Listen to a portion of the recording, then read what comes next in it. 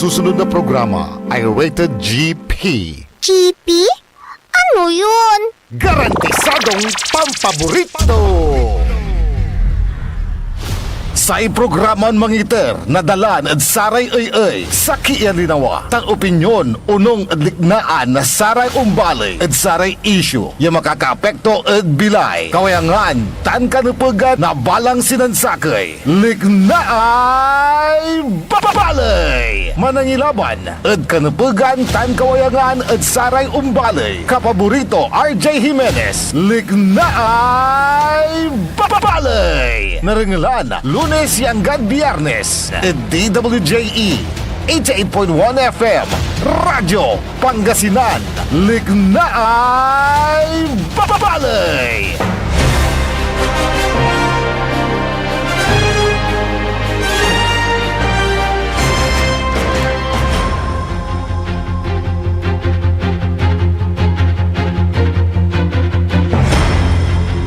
Good morning, good morning, good morning. Masantos and maabig, good morning at balang sinansakay.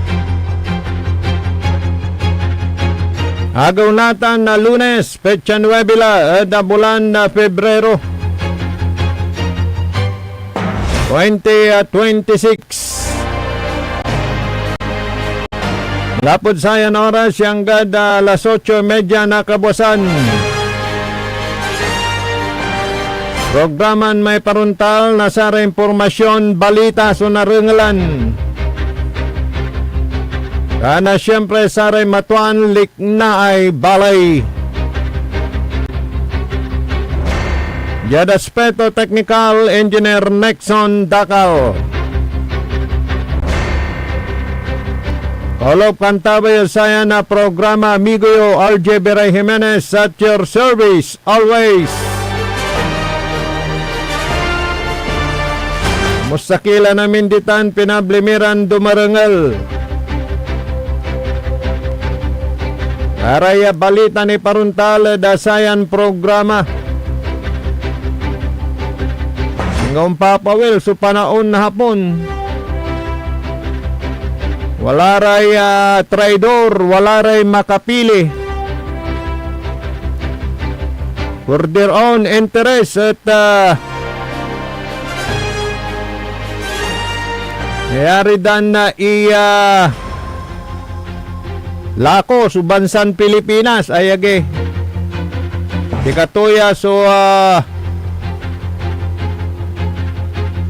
reaksyon tan palapag na Senador Ping Lacson na dasaray traidor. Wanton na traidor.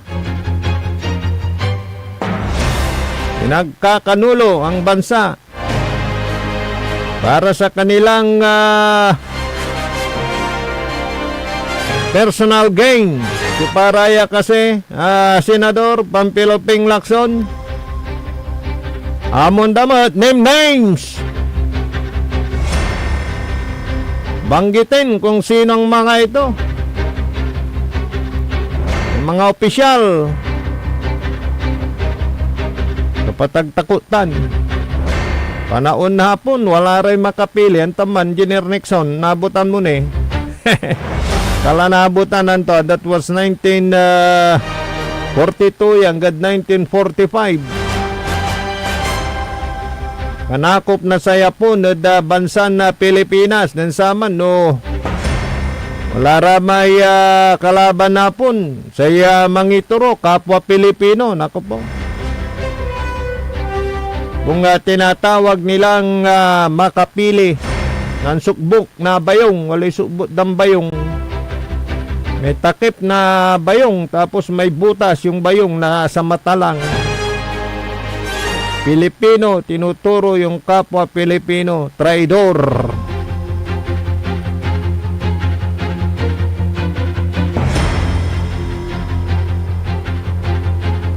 Karumniran na headline news sa tatang tanagagik. Imiga pa da 12 so dasyang ay bilay da saya Bagyon Basyang. Dana da parte Visayas Mindanao. Nako, kakaumpisa pa lang ng buwan ng taon, di ba? Malalay bagyong tampol, pigaran na pamilya so apektado. Pero sa national government at may tataryamatla na sa tulong at saratan nira na biktima. Yabagyon na basyang. Yada ni Kurit iya bilang at 12 so tigwaya bilay karakal sa raya nalner. Kumon na tampol yon sabi so tulong. Daulat sa raya pamilya na biktima. May mantutupad dita na linggayan no kasi ni-release la kapigan susatay 40 million. Ya tulong ni ada sa may bagyon Yuan. Ikabat tayod ta na da sa opisyalis anggad nagugunuyan.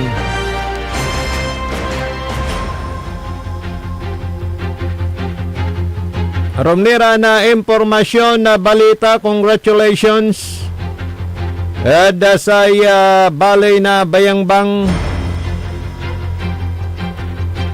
lapod da suporta na saya local government unit ada pangidadaulo na Mayor Ninyak Yambao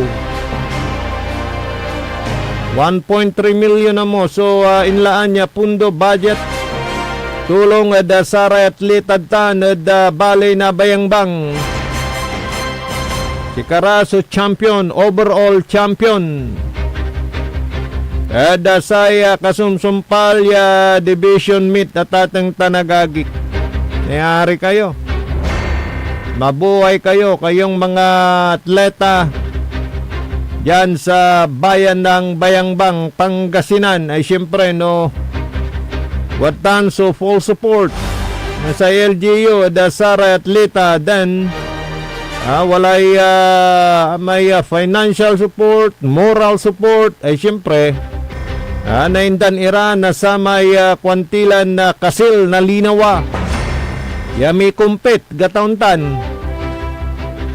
Diba Engineer Nixon? Taga Bayangbang si Engineer Nixon, dakal kanyan very proud. Dasaray kabandaan turan atleta ya kisaba kada say kasumsumpal ya division meet tatang tanagagik. Champion sa balay na Bayangbang, overall champion. Speaking of Bayangbang Engineer Nixon next to Aswal. Yasang katagayan na asset and income so balay na Bayangbang, Pangasinan.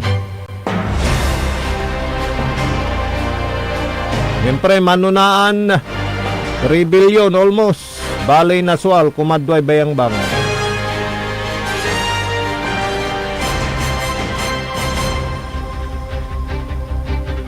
Ano tangko may inyagwat met na sa luyag na Pangasinan da Batang Pinoy. Da sa may panaon na sa Espino.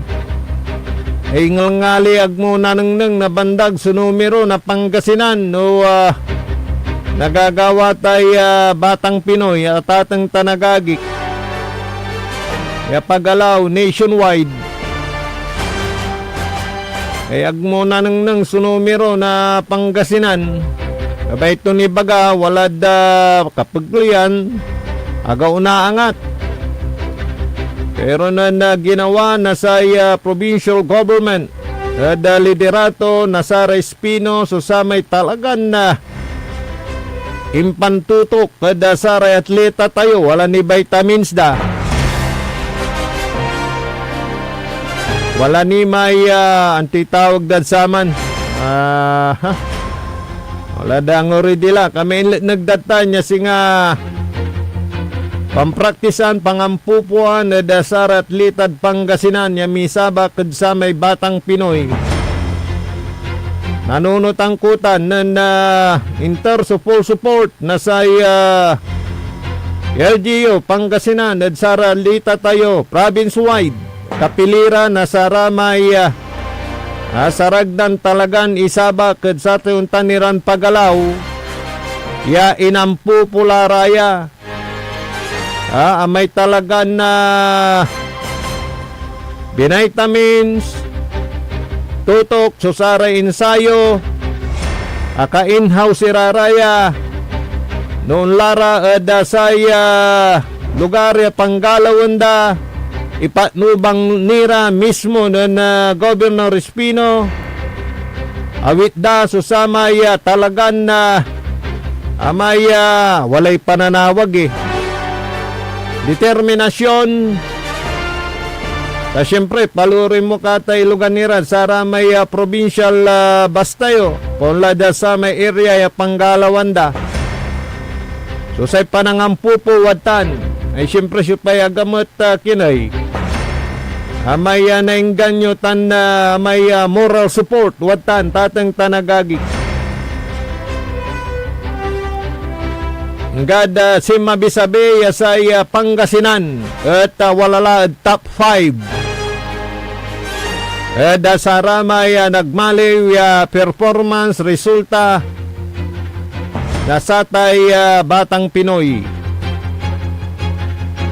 agkwanta nata ni Nerlay Kulay Luyag na Pangasinan pero sabi datay number 5 atatang tanagagik overall dalapod samay impan kondisyon impangampupo impantuto kadsara atleta ayon sasabak saray national competition kanyan gabay tayo ni point out saya tatang tanagagik no wala sumalot ya suporta nasa LGU saray atleta tayo at talagan na wala susamay motivation walay balunda tatang tanagagik ay biskag yan na unsaba kadsaray nanduruman na galaw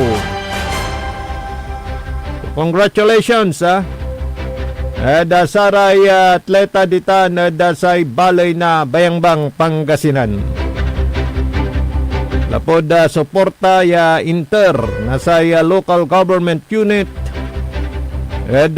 liderato na Mayor Ninya Kiambao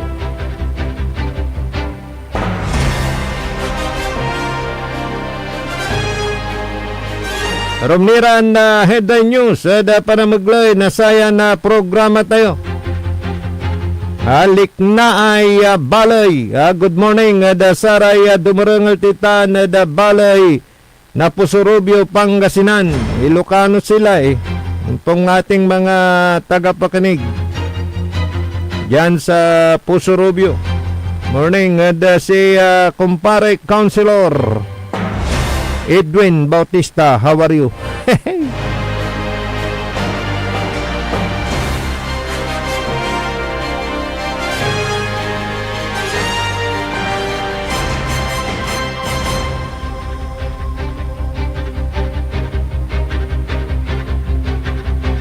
Yada saray aromnira na impormasyon na balita tatang tanagagik House Speaker long time overdue kwanto napaglan na singbatan napaglan tungtungan napaglan na talagan na ipasa balangkasan tatang tanagagik satay Magna Carta for barangays tatang tanagagik o kayong mga barangay officials bayaglayan na pitamitam bayaglayan na alagaran so Magna Carta para da barangay kaya may iterya dalan tapiano jaduntan at walalay malamya pundo na barangay at the same time saray barangay officials walalay sweldo da no saya at naipasa tatang tanagagik yonong dakinan House Speaker di at saray barangay official si karaso frontliner kwanto mat Karaso makanta na ada saray barabarangay. Karaso naan niya sisinggaran na saray umbalay. Kanyan na napaglabat di araya at naindanla na sa may ngipan na balangkasla so sayay tatawagan niya Magna Carta for barangays. Executive, legislative, and judiciary all rolled into one. Sila ang nagpapatupad ng mga programa ng ating pamahalaan. Sila ang bumubuo sa mga ordinansa ng mga barangay at sa pamamagitan ng katarungan pambarangay. Sila ang namamagitan at nag-aayos ng mga nag-aaway-away sa mga komunidad. Sila rin ang katuwang sa peacekeeping at law enforcement sa mismong barangay. Walang ibang antas sa pamahalaan ng kasing lapit sa pang-araw-araw na buhay ng ating pong mga kababayan. Ayun. Yun po yung palapag ng House Speaker D. Nilira at sa may trabaho na saray barangay officials yan ang paglabat. Ayaindan iraya na say makanupugan niya sweldo. Aliwalan honorarium sweldo lah. So, gabayo ya, sikiran na barangay officials. Si Karaya manunaan niya sisinggaran na totoo. Halos sa betangda namin sa function na tatang tanagagik kada sa kaya lokalidad. Mansisirbiran na executive, mansisirbiran legislative, mansisirbiniran huwes sa tatang tanagagik, judge. Kasi karaso mamba man aayos sa saratay problema piano aglaumbalag. Oh, si kapitan magmamaliw ng chief of police. Amin, betang ng kapitan. Oh, no si katoy man pre-preside no walay sesyon na barangay officials, di ba? Si kapitan. Oh, di magmamaliw yung presiding officer. Legislative, executive, si kato, gawa to. Wala ray amicable settlement. Oh, si katuman. Although walay katarungan pambarangay. Ano da nasitol, si kapital lang. Si katulay mitong tong. Problema na saray walad da sityos. O saray ula, saray barangay tanod, BHW. Pansampalan to, dyan si kapitan. Ganyan na halos amin ya problema na re-resolbaan. Wala lima ng kapitan. Kaya dapat lang kung anan House Speaker di indan laya na panaon yan na pantungtungan sa tayo Magna Carta para barangay.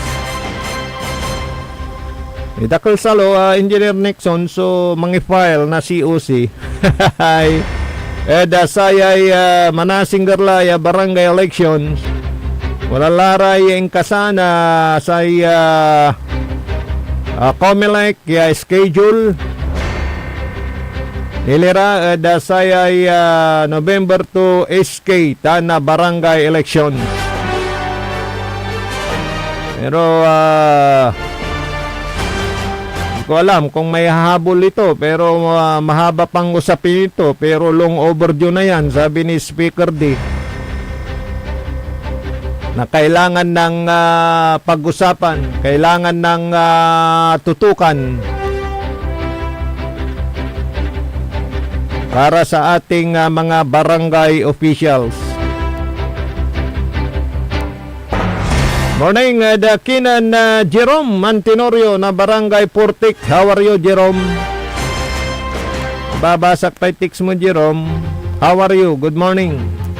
Musalata na da balay na Bugalyon, Pangasinan.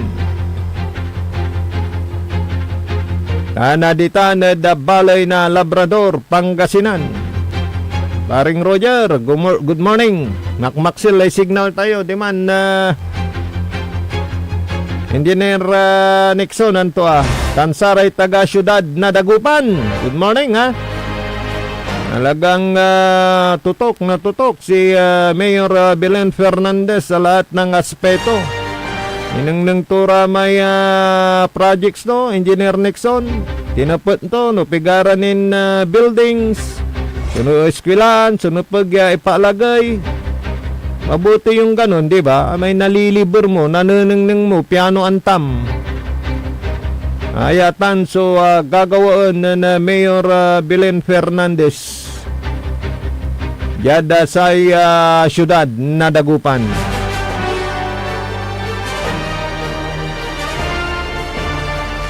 Karo manira na impormasyon na balita. Da na maglay na saya na programa tayo.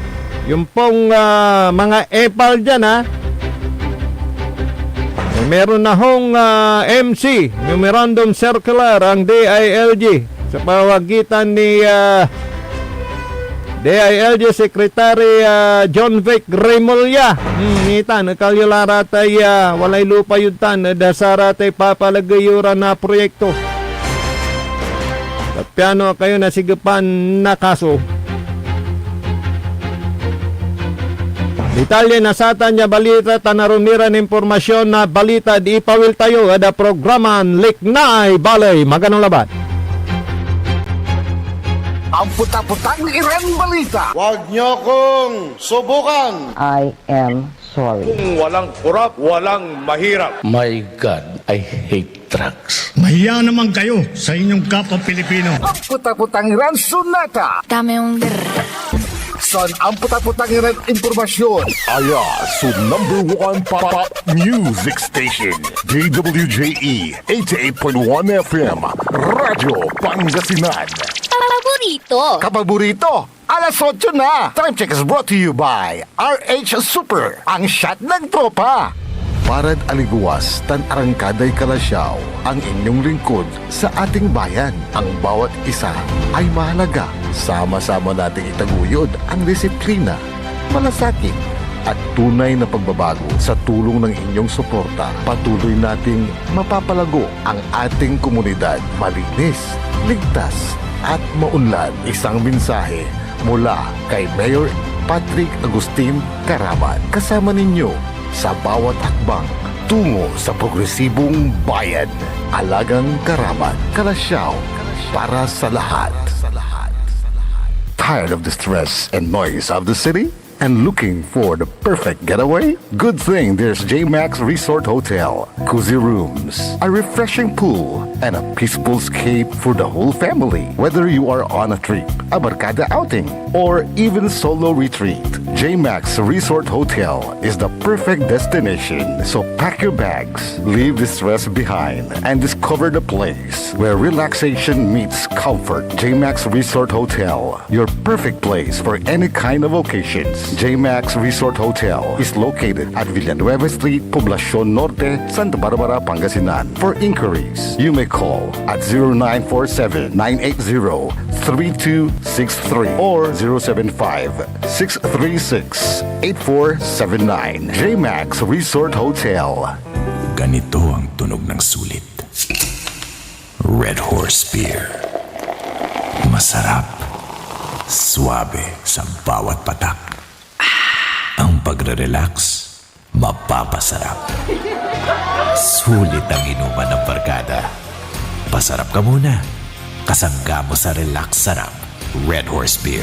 Red Horse Extra Strong, the #1 extra strong beer in the world. Drink responsibly. Bawat patak, masarap. Suabe, kaya sulit ang inuman. Kasangga mo sa relax sarap. Red Horse Beer. Drink responsibly. Popular sa balita. Taluran ka tao, naaktuan, yaman na susugal, inaristo. No ginawa miya duga sa trabaho, tan talagan na at malat, no problem. Construction of flood control, Lagasit River, Balongaw, Santa Maria, 47 million. Hindi pa nga nabubura sa kaisipan ng taong bayan yung mga ill-gotten wealth na yan eh. No. Diba? At popular sa musika. They say Tanging ikaw ang katabi. Garden in bed. Ito po ang DWJE 88.1 FM Radyo Pangasinan, ang inyong number one pop music station. Jad Dagupan, walay saksakay ang radio station ya iyayag na Saray Dagupeño. Jad Herrero, Paborito. Lasip Chico, Paborito. Lasip Grande, Paborito. Lumboy, Paborito. Lukaw, Paborito. Jet Maluwad, Paborito. Aya, so 88.1 Radyo Pangasinan. Popular sa balita, popular sa musika. Pangasinan Golfwaves Network Corporation. Sa Pangasinan, we are the number one pop music station. DWJE 88.1 FM Radyo Pangasinan. Paborito. Paboritong ang kabataan at matatanda. Paboritong pakinggan sa bus, tricycle, jeep at mga opisina. Paborito mo, paborito ko, paborito natin lahat. DWJE 88.1 FM Radyo Pangasinan. Number one pop music station. Paborito. Likna ay balay ng Radyo Pangasinan. Ito'y mapapakinggan Lunes hanggang Biyernes. Likna ay balay ng Radyo Pangasinan. Ang inyong kaagapay sa katotohanan.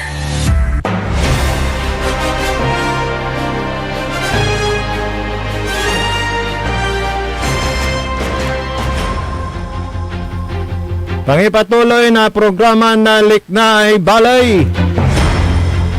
Alas 8 sa Isla Kabuasan. Good morning ni Sike namin. Olok pantabay ni amigo RJ Bera Jimenez at your service always. Yada Speto Technical Engineer Nixon Dakal.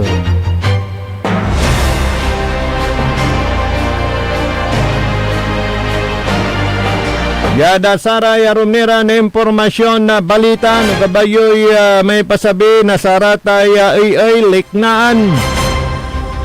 Sa ragyon na i-text sa panumagloy na sa text line tayo. 0945-183-4352 0945-183-4352.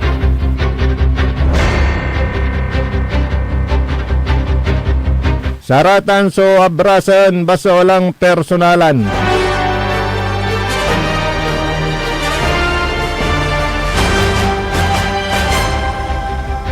Sa pagpapatuloy po ng pag-monitor ng PCSO at ng Grand 88 Gaming Corporation, may mga report pa rin po na may mga illegal na patayaan dito sa lalawigan ng Pangasinan. Ito po yung bukis na sinasabi. Pagka-bukis, illegal dahil walang prangkisa sa Philippine Charity Sweepstakes Office. Ang legal na nagpapataya po ng STL sa lalawigan ng Pangasinan, ito pong Grand 88 Gaming Corporation na maliwanag sa mga payag ni Branch Manager Christopher Pacalso sa tuwing may draw itong PCSO ng STL sa Pangasinan na doon maririnig at mapapakinggan yung kanyang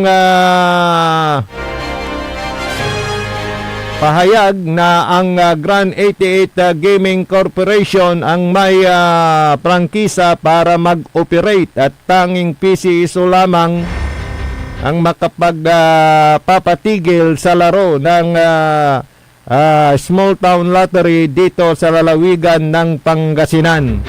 At mayroon din kayong maririnig na babala patungkol dito sa mga naglipana according to report na mga bukis dito sa lalawigan ng Pangasinan na sila ay nagpapataya at ang kanilang inilalabas na numero iyon din pong lumalabas parehas sa Grand 88 Gaming Corporation dahil tuwing alas 12 at alas 5 at alas 8:45 ng gabi nag-draw po ng labas ang PCSO, yung pong Small Town Lottery.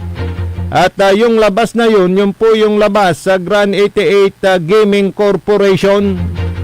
Kaya lang, mayroon pong report na naglipa na itong mga bukis at kung ano yung nilalabas doon sa draw ng PCSO para sa STL, iyon din ang labas nitong mga bukis. Kaya tuloy yung mga mananaya hindi nila alam kung saan dinadala ng kanilang mga kabot kobradores yung pong kanilang taya. Kaya kung minsan nagkakaproblema dahil yung palang tinayan nila doon niya nire-remit sa bukis.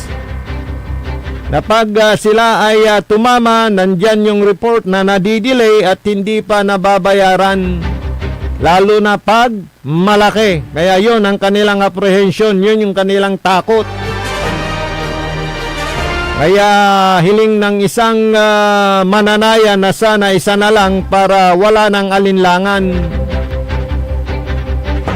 Kasi nga naman, pagka dun ka tumaya sa illegal, at pag nagkaroon ng aberya ni raid, dahil illegal nga yung ating kapulisan talagang tinututukan at tinitignan kung saan yung may illegal at kanilang hinuhuli. Paano pang natsambahan na tumama ka ng malaki tapos na raid, anong kasiguraduhan ikaw ay mababayaran? Kaya may babala ang PCSO tuwing draw na mag-ingat, mapagmasid sana kayo doon sa mga gumagawa ng illegal na patayahan nitong Small Town Lottery dito sa lalawigan ng Pangasinan. Siguraduhin ninyo ayon sa babala na ang tinatayan po ninyo yung pong legal para at least pagka nanalo kayo, walang kaproblema, walang kaba-kaba. Dahil legal po yan, sigurado, 100% na ang inyong patama ay makukuha ninyo. Yan. Hanggang February 28 pa yung inasabi ng branch manager ng PCSO na si Mr. Christopher Pacalso. Yung certificate to operate na iginrant ng PCSO sa Grand 88 Gaming Corporation. At sa katunayan na niya, nakapag-renew na po. Approval na lang ang hinihintay mula sa PCSO National sa pagpapatuloy ng another 3 years ng Grand 88 Gaming Corporation para sa continuity ng kanilang prangkisa na mag-operate ng Small Town Lottery dito sa lalawigan ng Pangasinan.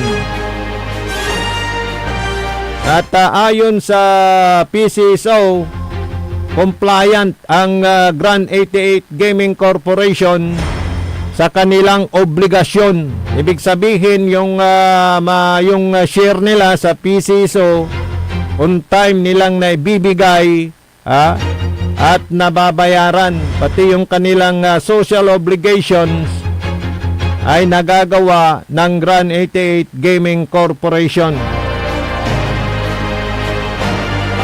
Kaya antayin natin, abangan natin. Pero sa mga oras na ito, hanggang wala pa yung February 28, ay ang legal na nagpapataya ng Small Town Lottery dito sa Pangasinan ay ang Grand 88 Gaming Corporation.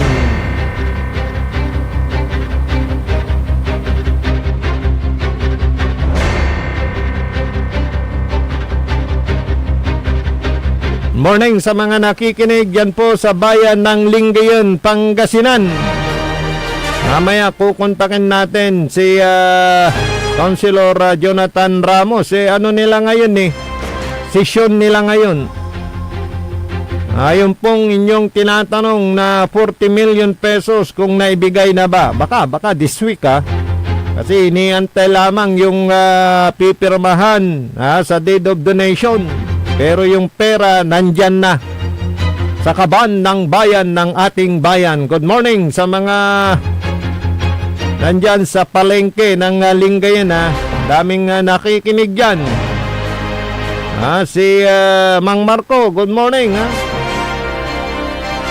Si Boss Jong, Boss Cesar, good morning. Mga gumagawa ng alaas dito, mga Scanyo Jewelry Shop dyan sa Lingayen, good morning.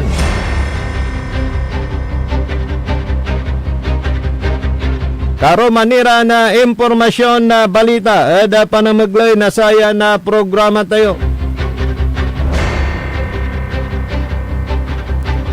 Yada panamaglay na impituyaw, ada saya DILG Binmaloy. Nilira, ada saya anti-Apple law. Sikiran na Apple. Sikiran na may kakarga na saya picture yo. Ada saya proyekto na gobyerno. Nako. Maya naman kayo, di ba? May sinabi si Presidente Bongbong Marcos. Maya naman kayo. Tingnan man so yung kwanto Lalo la dasaray politiko anta agda gastos kwartay gobyerno. No walay gastusan proyekto na gobyerno. Isaya akabandera lupa da ayaging. Nga kwarta da may ginastos. Samantalang yan pera ng taong bayan. Pero at kasentro labat dasaray proyekto na gobyerno. Ay bawal ikarga so asay lupa yo kiran politiko. Lola dasaratay service vehicles. Yasing kwarta yo may ginastos pero no say ikarga yo at magpagawa kayo t-shirt. Sarili yung gastos, may lupa yo, isigabayulan ni karga. Ang kapoy problema. Pero no kwartay gobyerno, alaga.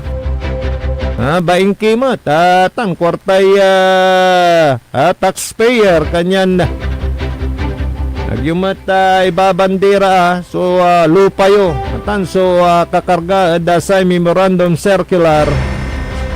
Nasay DILG, dasay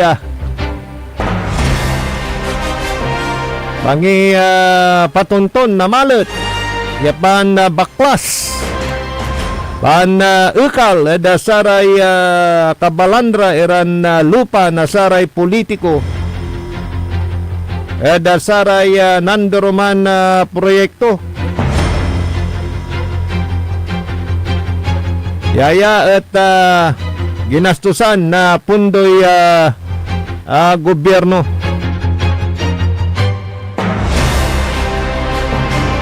Panay parungal tayo sa impituyaw na pigaran pumapalapag sa DILG officer na Binmaloy nilira saya na issue. Na kanyang personal branding ay siya mismo ang gagastos.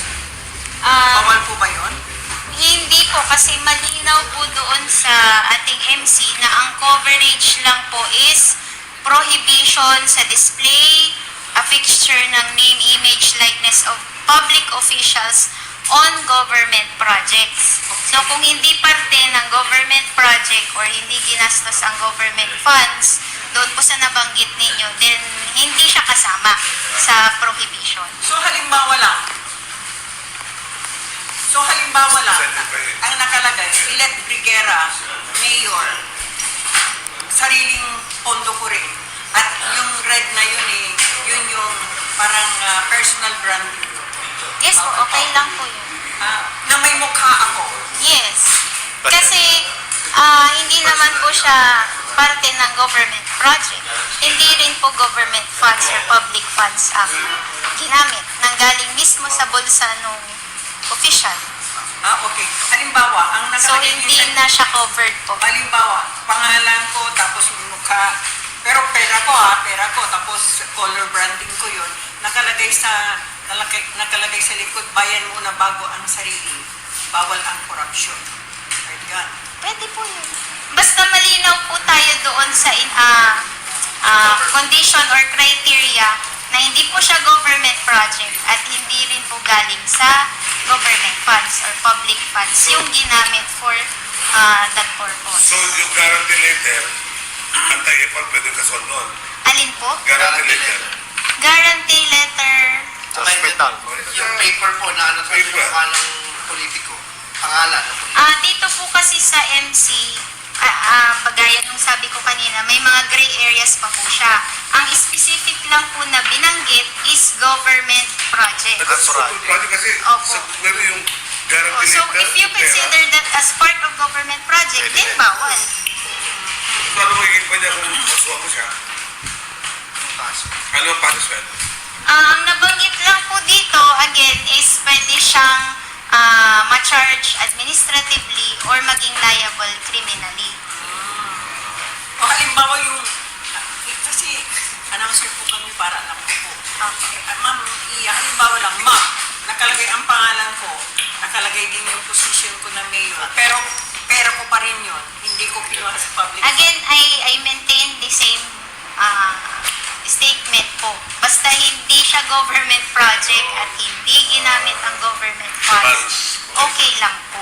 Kahit t-shirt yan, mug, cup, or kung ano man ang gusto nyong merchandise or kung ano.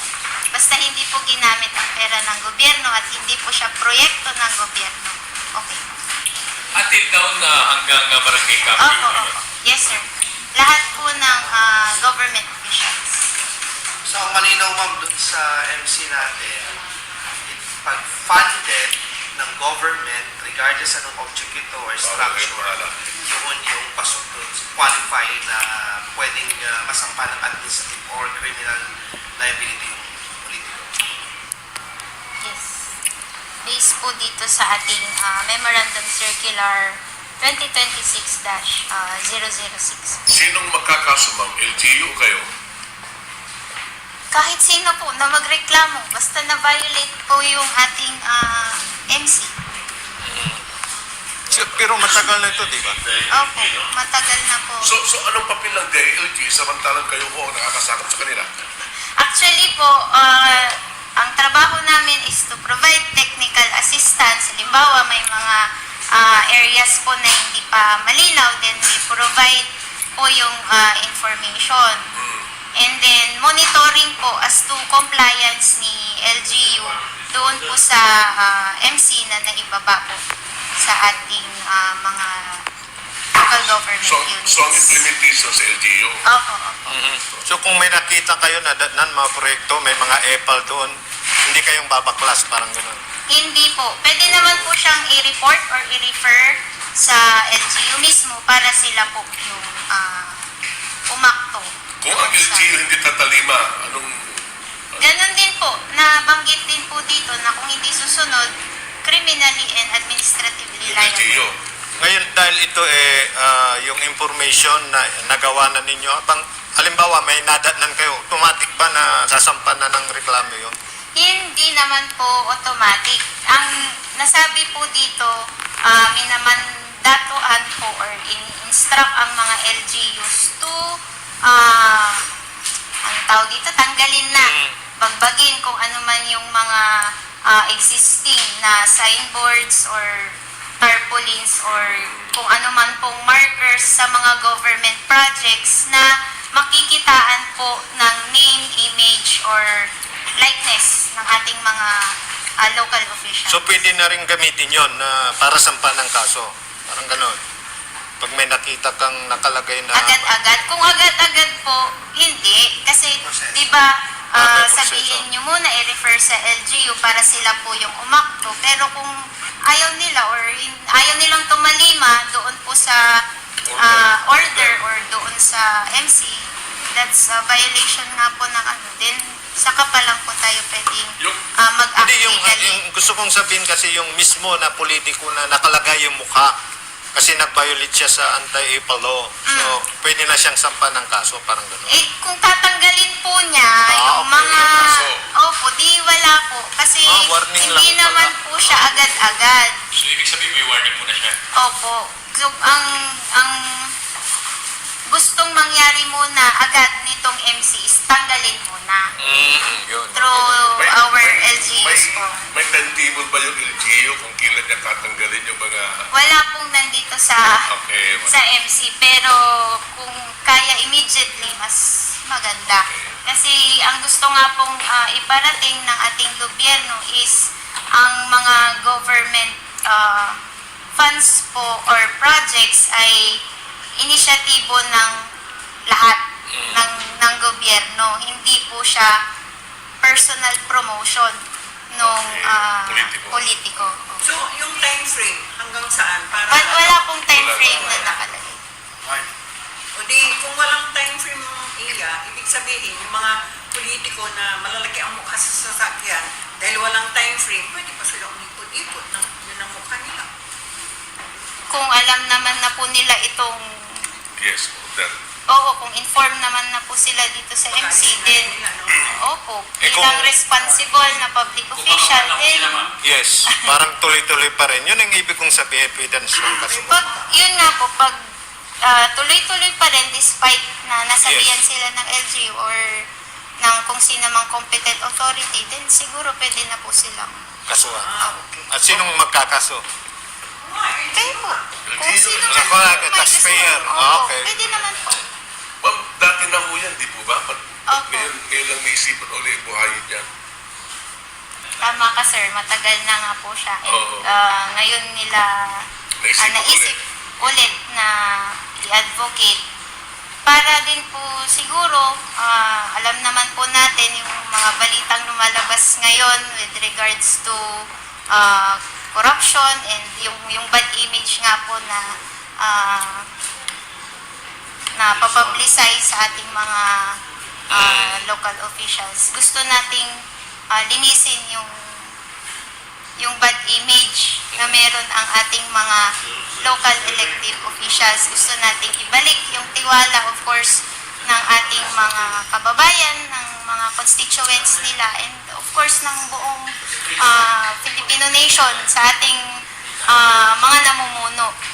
So, yung simpleng pagtanggal ng itong mga billboards or signages nga po na meron silang mga pangalan or mukha, isang maganda at malaking hakbang na rin po yun para maituwid yung perception din ng mga tao sa kanila and maiparating din po nila sa kapwa nila Pilipino na responsible officials po sila and accountable.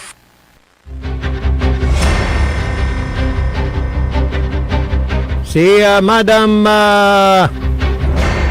Realisa de los Santos, Municipal DILG Tatang Tanagagik, Ngilira Dasayay Anti-EPA. Maya naman kayo. May alam tayong distrito dito. Halos sa lahat ng project kaya nandun yung kanyang mukha. Ang gapoy baing nyo, tagyo pundo. Kargayo'y lupa yung ngaran nyo. Pero pag personal newtan, personal ninyong pera, walang problema. Pero pag pundo ng kaban ng bayan ang ginamit ninyo, ayan, nuutusan kayo na pagtatanggalin ng mga yang mukha ninyo dyan, mga pangalan ninyo dyan. Dahil hindi ninyo sariling pundo yan.